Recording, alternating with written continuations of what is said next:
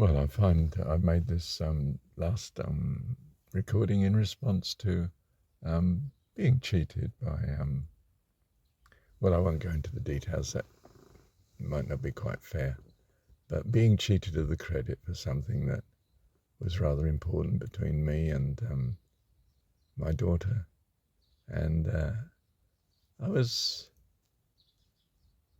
I could see that I could easily be furious over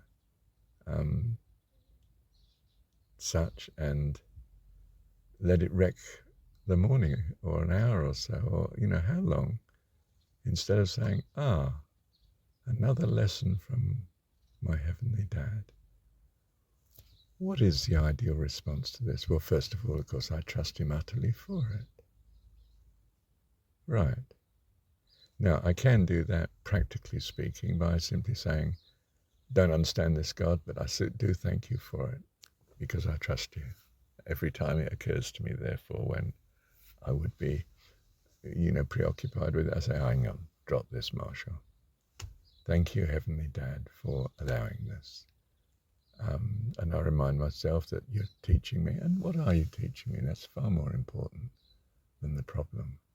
Because if I master what you're teaching me, I don't need things around this issue again in the future. Right. Show me, Lord. What is it?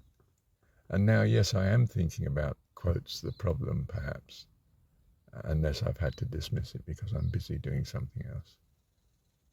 But I'm finding out the understanding of it.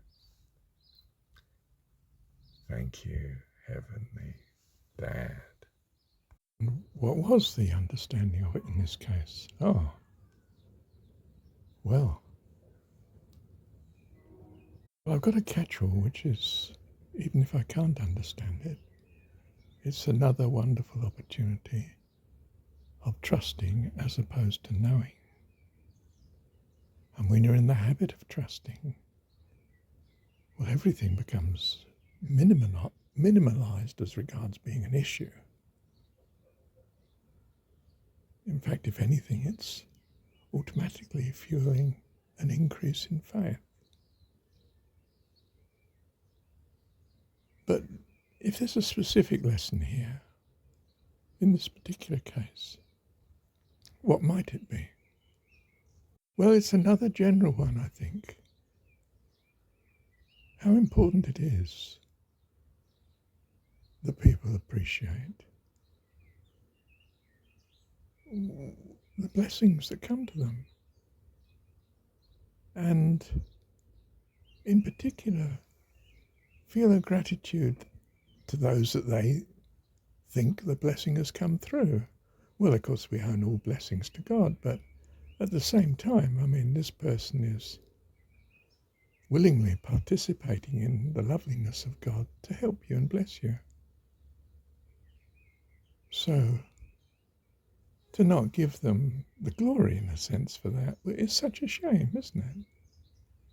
We say, it's just lovely. I'm just so glad God has moved your heart in this way. Now, I can't expect that from my little girl. Partly age and partly because, well, connected to that, she hasn't come to know God fully yet. I say fully, but you know what I mean, as much as an adult would anyway, to some extent, if they're on that path. So there's obviously no blame. It's, you could say, well, this is her will. Yes, but it's in ignorance. She can't help the ignorance. She hasn't successfully had such teaching yet, or not successfully anyway. So she's still handicapped by such. So how important it is for us to be thankful specifically to God and our fellow man, be they parents or husband or wife or kids even, that do something good for us. How important it is to show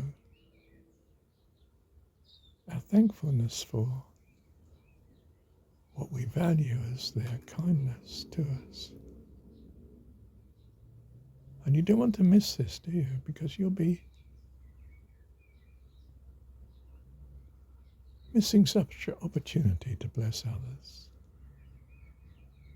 Because we do find it a blessing to be appreciated. We find it an encouragement in the way of more godliness, more kindness, not just to us, but to people in general, all life. We know it's confirmed to us that this is of value, and it's recognised of value.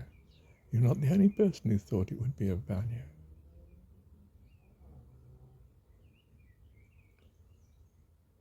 But the greater picture too is to be thankful to God gives him joy. Wow, what a privilege that he's designed us, made us a source of his joy. Wow. Thank you, Heavenly Dad. And then you see the so-called problem or issue. It doesn't even pale into insignificance. On the contrary, it's transformed into a blessing. Everything draws us nearer to God. You know, I picture this in a sort of pantomime way as an absolute infuriation to a satanic being, because the more you cause this person difficulty, the more he praises and loves God. I'm wasting my time here. I can be causing much more havoc elsewhere. I wash my hands of the whole business. Well, I burn them off actually. And oh no, that's a cleansing thing as well, isn't it? Anyway, I can be more excitingly employed elsewhere. Well, of course, that's to mock a make-believe notion of the satanic. But you can see what I mean, can't you? That it's heaping coals of fire, as they used to say. To love someone and care for them and give to them and help them when they've been difficult to you.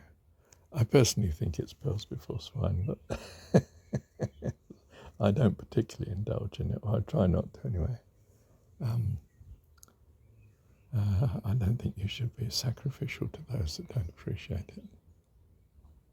Wait until they ask, until they want. And when there's a real need, you meet it. As a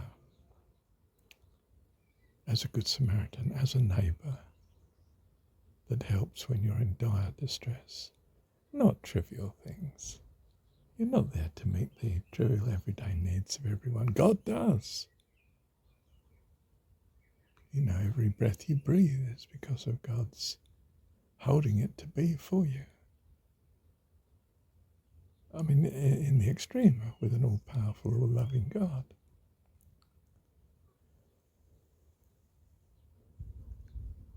But he's not requiring it of us. He's not actually requiring anything of us. But he so appreciates it when we love him. When we're overcome with gratitude and just love him all the more. Love you, Heavenly Dad. Thank you, Dad.